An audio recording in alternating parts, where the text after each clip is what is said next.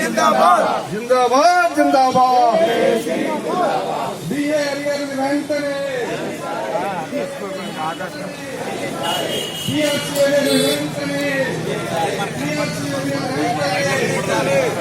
పాల్గొన్నటువంటి జేఏసీ సభ్య సంఘాల నాయకులు, కార్యకర్తలు, ఉపాధ్యాయులు, ఉద్యోగులందరికీ కూడా ఆంధ్రప్రదేశ్ ఐక్య ఉపాధ్యాయ ఫెడరేషన్ పక్షాన ఉద్యమాభినందనలు తెలియజేస్తా ఉన్నాం. ఈ రాష్ట్ర ముఖ్యమంత్రి ప్రతిపక్ష ఉద్యోగులకి ఈ చంద్రబాబు నాయుడు 2 డిఏలు ఎగ్గొడతా ఉన్నాడు.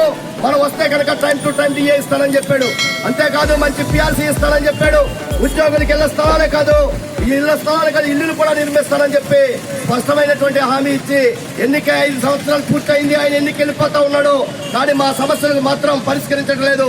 ఈ రోజున ఆయనకి మాట తప్పని మడం తిప్పని ముఖ్యమంత్రి అని చెప్పి పేరు కూడా ఆయన సొంతంగా పెట్టుకున్నాడు.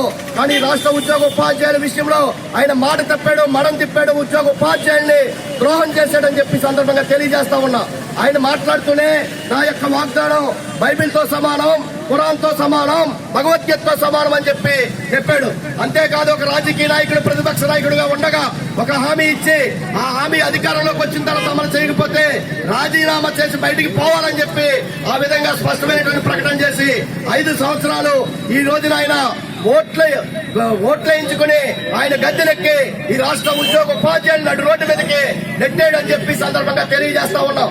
ఈ రోజున 11వ పిఆర్సీకి సంబంధించి పిఆర్సీకి ముందు పిఆర్సీ ఏరియర్లు, డిఏ ఏరియర్లు 7,800 కోట్ల రూపాయలు, పిఆర్సీ తర్వాత డిఏ ఏరియర్లు